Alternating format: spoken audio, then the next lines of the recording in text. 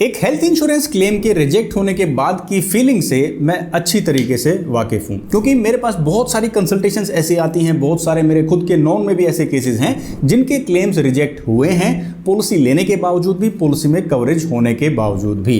आज के इस वीडियो में आपको एक ऐसी मेडिकल कंडीशन, ऐसा ट्रीटमेंट, ऐसे क्लेम के बारे में बताने वाला हूं जो हर इंश्योरेंस कंपनी की हर policy, irrespective of any plan, any insurance company, हर प्लान के अंदर ये कवरेज जो है, मेडिकल कंडीशन जो है वो कवर्ड है। लेकिन ज्यादातर हेल्थ इंश्योरेंस पॉलिसीज में, ज्यादातर हेल्थ इंश्योरेंस कंपनीज में मैंने इस क्लेम को रिजेक्ट होते हुए देखा है। पिछले साल इन्हीं दिनों की बात है, मेरे बचपन के एक फ्रेंड का मेरे पास कॉल आता है जब मैं ऑफिस में काम कर रहा था। तो उसने मुझे बताया कि भाई मुझे 3-4 दिन से ना थकान सी रहती है, मतलब शरीर में वो एनर्जी सी मैं महसूस नहीं कर पाता हूँ, काम करने में काफी थकावट सी रहती है। तो मैंने डॉक्टर को दिखाया है, डॉक्टर ने कुछ टेस्ट लिखे हैं। ब्लड टेस्ट के अंदर ये पाया गया है कि जो प्लेटलेट्स है ना वो कम हो गई हैं, वो 75,000 से लेकर 1 लाख के बीच में फ्लक्चुएट कर रही हैं, कम ज्यादा हो रही हैं।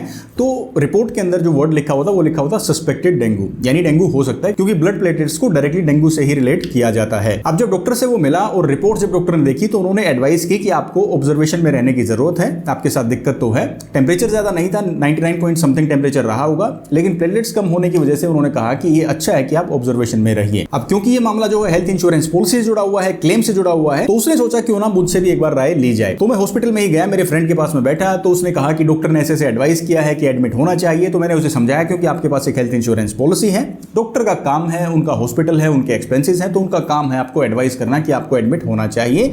मैं भी आपको ये सलाह देता हूं कि आपको इस मेडिकल कंडीशन को इग्नोर नहीं करना चाहिए। रात को अगर कोई इमरजेंसी हो जाती है तो काफी दिक्कत होगी इलाज लेने के लिए। ऑब्जर्वेशन में आप रह सकते हो, लेकिन अगर आप इसको ऐसा समझते हो कि ये सब इंश्योरेंस में कवर हो जाएगा, हेल्थ इंश्योरेंस पॉलिसी में इसका क्लेम मिल जाएगा, तो इस पॉइंट को आप थोड़ा सा अलग रख के चलिए। आप ये मान के चलिए कि ये पैसा आपको अपनी जेब से ही देना है, क्योंकि इलाज लेना तो जरूरी है। अब ऐसा नहीं है ना कि हेल्थ इंश्योरेंस कंपनी क्लेम नहीं देगी तो हम इलाज नहीं लेंगे, इलाज तो आपको लेना चाहिए। आप यहां पर एडमिट होइए, इलाज लीजिए और ठीक होने के बाद आप डिस्चार्ज लीजिए, क्लेम फाइल कीजिए। लेकिन अपने मन में ये बात जरूर रखें कि ये क्लेम रिजेक्ट हो सकता है, क्योंकि मैंने पास्ट में ऐसे रिजेक्शंस देखी हैं। वही हुआ, कैशलेस क्लेम टीपीए ने फाइल किया, उसका रिजेक्शन आ गया और उसके अंदर लिखा गया कि आप इसके लिए रिइंबर्समेंट क्लेम फाइल करें। 2 से 3 दिन का मेरे फ्रेंड का वहां पर ट्रीटमेंट हुआ और उसके बाद उन्हें डिस्चार्ज कर दिया गया। हॉस्पिटल का बिल जो आया वो अप्रोक्सीमेट 35-40,000 के बीच में था, जिसके लिए मैंने रिइंबर्समेंट क्लेम फाइल किया नियोपा में, तो वहां से भी रिजेक्शन आ गया। उन्होंने कहा कि इस ट्रीटमेंट के लिए एडमिट होना जरूरी नहीं था, आपको ये ट्रीटमेंट ओपीडी में ही लेना था।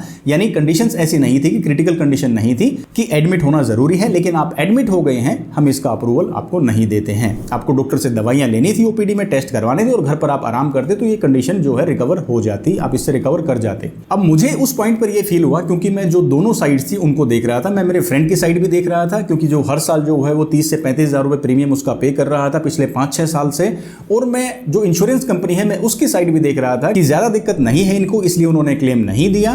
तो मैं दोनों साइड्स को बिल्कुल ट्रांसपेरेंटली देख पा रहा था और फील कर पा रहा था कि किसकी बात में क्या वैलिड पॉइंट मुझे लगता है। अब ये पूरा सिनेरियो फेस करने के बाद, पूरा इंसिडेंट देखने के बाद मुझे लगा कि जो दोनों साइड्स हैं, यानी जो मेरा फ्रेंड है और इंश्योरेंस कंपनी है, इन दोनों के क्या वैलिड पॉइंट्स, मुझे इनके ऊपर बात जरूर करनी चाहिए और इस बात की तह तक जाना चाहिए कि इंश्योरेंस कंपनी का जो क्लेम रिजेक्ट करने का डिसीजन है वो कितना सही है, उनकी जो जस्टिफिकेशन है इस क्लेम रिजेक्शन के पीछे वो कितनी वैलिड है, और मेरे फ्रेंड का जो पॉइंट है वो कितना वैलिड है, क्योंकि वो इतने टाइम से जो इन्वेस्टमेंट कर रहा है हेल्थ इंश्योरेंस पॉलिसी में, उसके बाद भी उसे सिकनेस का क्लेम नहीं मिलता है। तो इसके लिए कौन रिस्पॉन्सिबल है और कौन इस चीज को ट्रैक कर रहा है, इस चीज को देख रहा है कि इंश्योरेंस कंपनीज कुछ गलत नहीं कर रही हैं। अब ये बिल्कुल कॉमन मैन के हिसाब से मैं आपको सिनेरियो बता रहा हूं। इस मामले में सभी इंश्योरेंस कंपनीज का जो क्लेम रिजेक्ट करने का रीजन होता है वो ये कि जो ये ट्रीटमेंट है ये इतनी ज्यादा सीवियर मेडिकल कंडीशन नहीं थी कि इसके लिए एडमिट होना पड़े।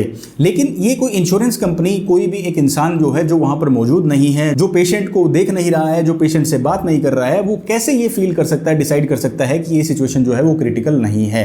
हो सकता है किसी के लिए कोई मेडिकल कंडीशन जो है उसकी इनर स्ट्रेंथ ज्यादा है, इम्यूनिटी ज्यादा है, वो उसको बियर कर पाए, लेकिन हम सब बायोलॉजिकली अलग अलग हैं। अगर कोई पेशेंट ऐसा है, पॉलिसी होल्डर ऐसा है जो इसको नहीं सह सकता है, तो उसके लिए भी अगर ये क्लेम रिजेक्ट हो जाता है तो इस चीज के लिए कौन जस्टिस देगा, कौन ये बताएगा कि ये क्लेम गलत रिजेक्ट किया गया है। तो ये पॉइंट मुझे थोड़ा सा इनवैलिड लगता है। अब इस इंसिडेंट के बारे में, इस क्लेम रिजेक्शन के बारे में ऐसा नहीं है कि बात यहीं खत्म हो गई। उसके बाद मैंने एक इंश्योरेंस कंपनी के ब्रांच मैनेजर से भी इसके बारे में बात की कि इस तरह के क्लेम रिजेक्ट्स क्यों होते हैं ज्यादातर कंपनीज में, क्योंकि मैंने देखे हैं। तो उन्होंने मुझे बताया कि ये आपकी एज के ऊपर ज्यादा डिपेंड करता है, यानी जब आपकी एज ऐसी है, जब आपकी इम्यूनिटी स्ट्रॉन्ग है, आप नॉर्मल सिकनेस या इलनेस को बियर कर सकते हैं, तो वहां पर इस तरह के क्लेम्स रिजेक्ट हो जाते हैं, क्योंकि इंश्योरेंस कंपनीज ये मानती हैं अगर आप इस एज ग्रुप के अंदर हैं जब आपकी इम्यूनिटी स्ट्रॉन्ग रहती है, यानी आप अबव एडल्ट एज हैं और जो सीनियर सिटीजन है उस एज ग्रुप में भी नहीं है, आप बीच के एज ग्रुप में हैं, तो उस दौरान आपकी इम्यूनिटी ठीक ठाक रहती है और जो मेडिकल कंडीशंस हैं, सिकनेस या इलनेस है, उनको सहने की भी आपकी क्षमता थोड़ी सी ज्यादा होती है। अब इस चीज को वैलिडेट करने के लिए मैंने उनसे कहा कि आपके पास ऐसा क्या प्रूफ है कि इंश्योरेंस कंपनी से ऐसा कहीं लिखा तो है नहीं, कोई गाइडलाइंस तो है नहीं कि वो ऐसा करती हैं। तो उन्होंने मुझे एक क्लेम दिखाया एक बच्चे की इलनेस या सिकनेस का, जैसे बुखार हो गया था, 101 डिग्री बुखार था और जब वो एडमिट हुआ तो 5 दिन का क्लेम, उसे पूरा पैसा मिल गया। तो उन्होंने बताया जो ये बच्चा है ये घर पर इस चीज का इलाज नहीं ले सकता, यहां पर चीजें थोड़ी सी सेंसिटिव हैं, ना तो वो समझता है ना वो बोल सकता है कहां पेन है कहां नहीं, तो वहां पर ऑब्जर्वेशन जो होना है वो बहुत जरूरी है। और ऐसा ही सीनियर सिटीजन के मामले में भी है। अब यहां पर कुछ मुझे लगता है ये पॉइंट ठीक है, लेकिन जरूरी नहीं है कि आप एज बैंड के हिसाब से ये फिक्स डिसीजन कर दें कि इस एज ग्रुप के अंदर डेंगू जैसी ट्रीटमेंट्स का क्लेम आप नहीं देंगे। तो ये पॉइंट मुझे ठीक नहीं लगता है और ये एक कंपनी की बात नहीं है, ये अक्रॉस द प्लेन्स मैंने देखा है कि क्लेम के अंदर रिजेक्शन आती है। अगर एक लेवल ऑफ सिवियरिटी से कम का जो है डायग्नोसिस है तो डेंगू क्लेम ज्यादातर कंपनीज रिजेक्ट कर देती हैं। हालांकि कुछ टाइम पहले ऐसा नहीं होता था, पहले 1 लाख तक प्लेटलेट्स कम होने पर भी क्लेम्स अप्रूव कर दिए जाते थे। ये मैं प्री कोविड की बात कर रहा हूं, लेकिन कोविड के टाइम भी बहुत सारे क्लेम्स को रिजेक्ट किया गया, वो इसी बेसिस पर कि आपको एडमिट होने की जरूरत नहीं थी, किसी डॉक्टर के प्रिस्क्रिप्शन पर आप एडमिट नहीं हो रहे हैं, तो इस वजह से वो क्लेम्स में दिक्कत आती थी। लेकिन ये आधा अधूरा जस्टिफिकेशन है, ये पॉइंट पूरी तरीके से वैलिड नहीं है। आप कैसे किसी भी इंसान की एज के हिसाब से डिसाइड कर सकते हैं कि उसकी जो इलनेस है या सिकनेस है वो सीवियर नहीं है? वो तो इस फीलिंग के ऊपर डिपेंड करता है, उन्हें कैसा फील हो रहा है और बायोलॉजिकली किसकी कंडीशन कैसी है। अब अगला सवाल दोस्तों इस डिस्कशन में ये आता है कि इंश्योरेंस कंपनी ने अगर हमारा क्लेम रिजेक्ट कर दिया, मान लो डेंगू का क्लेम हमने फाइल किया या किसी और सिकनेस या इलनेस का क्लेम फाइल किया, क्या उसके बाद इंश्योरेंस कंपनी ही सही है, हम कुछ नहीं कर सकते हैं? ऐसा नहीं है। इंश्योरेंस कंपनी अगर आपका क्लेम रिजेक्ट कर देती है, कैशलेस का भी, रिइंबर्समेंट का भी, अब क्योंकि आपकी पॉलिसी के अंदर इस सिकनेस या इलनेस का कवरेज है तो आप क्लेम के लिए फाइट जरूर करें, क्योंकि बहुत सारे क्लेम्स के अंदर ऐसा आपको देखने को मिलेगा कि डायरेक्टली इंश्योरेंस कंपनीज आपको क्लेम नहीं देती हैं। तो इसके लिए आप इंश्योरेंस कंपनी के ग्रीवेंस डिपार्टमेंट से शुरुआत करके IRD और ओम्बड्समैन में भी अपनी कंप्लेंट फाइल करें। अगर कोई ऐसी ट्रीटमेंट है, सिकनेस है, इलनेस है, डेंगू जैसी कोई ट्रीटमेंट जो आपकी पॉलिसी में पूरी तरह से कवर्ड है और इंश्योरेंस कंपनीज किसी भी वजह से आपका ये क्लेम डिनाई कर देती हैं, तो आपका ये राइट है, आपका ये हक है और मेरी एडवाइस भी है, अगर आपको लगता है कि आपकी जेन्युइन सिकनेस थी और क्लेम मिलना चाहिए था तो फिर आपको उसके लिए फाइट भी करना चाहिए। आप इंश्योरेंस कंपनी के ग्रीवेंस डिपार्टमेंट में, IRDA में, इंश्योरेंस ओम्बड्समैन यानी कि बीमा लोकपाल में अपनी बात जरूर रखें। इससे 2 चीजें होंगी। पहली बात तो यह है कि आपका इलाज हुआ है, आपको वो क्लेम मिलना चाहिए, आपने इंश्योरेंस पॉलिसी के पूरे पैसे दिए हैं, तो आपको यहां से जस्टिस मिल सकता है। दूसरी बात यह है, ओम्बड्समैन जैसे जो इंस्टीट्यूशंस हैं उनके नोटिस में भी आएगा कि इंश्योरेंस कंपनीज क्या गलत कर रही है और उसके लिए भी फर्दर स्टेप्स उठाए जा सकते हैं। गाइडलाइन जो है इंश्योरेंस कंपनीज को इशू की जा सकती हैं। तो अगर इस तरह की कोई सिकनेस का, इलनेस का, डेंगू जैसी सिकनेस या इलनेस का जो कि डाउटफुल भी हो सकती हैं, अगर आपका कोई क्लेम रिजेक्ट हो गया है तो इंश्योरेंस कंपनीज के बेशक से पॉइंट वैलिड हैं, लेकिन आपकी भी कवरेज के अंदर ये आता है, तो आपको इसके लिए फर्दर जो स्टेप्स हैं वो जरूर उठाने चाहिए। अब इस वीडियो से मैं आपको 2-3 मैसेज देना चाहता हूं। सबसे पहला मैसेज तो ये है कि आप कोई एक इंश्योरेंस कंपनी की बात नहीं है, ये वाला जो इंसिडेंट है ये अक्रॉस द कंपनीज है, सभी कंपनीज इस तरह की जो क्लेम रिजेक्शंस करती हैं। तो आप ये मत मानिए कि इस वाले प्लान के अंदर, इस वाली पॉलिसी के अंदर रिजेक्शन नहीं आएगा, दूसरी कंपनी के अंदर रिजेक्शन नहीं आएगा। किसी भी कंपनी के अंदर, किसी भी प्लान के अंदर इस तरह के रिजेक्शंस आ सकते हैं।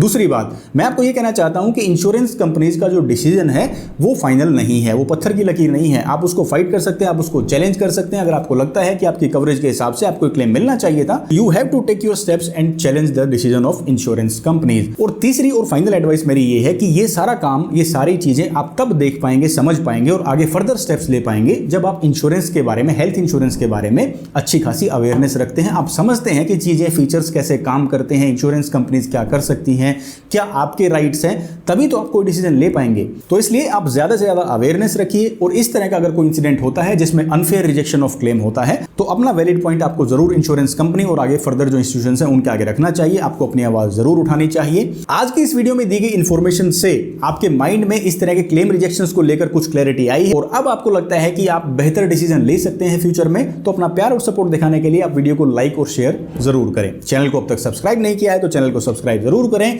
क्योंकि इसी तरह की इंफॉर्मेशनल वीडियोस आपको टाइमली मैनर में मिलते रहेंगे। मॉडर्न ट्रीटमेंट्स आपकी हेल्थ इंश्योरेंस पॉलिसी का बहुत ही जरूरी हिस्सा है। इनसे जुड़ी हुई क्या कवरेज आपको पॉलिसी में मिलती है और क्या क्या जरूरी बातें इससे रिलेटेड आपको चेक करनी चाहिए। अगर आपको ये पूरी जानकारी देखनी है तो आप इस वीडियो पर क्लिक करके पूरा वीडियो, पूरी इंफॉर्मेशन देख सकते हैं। मैं हरविंदर सिंह अब आपसे लेता हूं इजाजत। मिलूंगा आपसे अगले वीडियो में। तब तक के लिए अपना ख्याल रखिए, खुश रहिए और स्वस्थ रहिए। जय हिंद।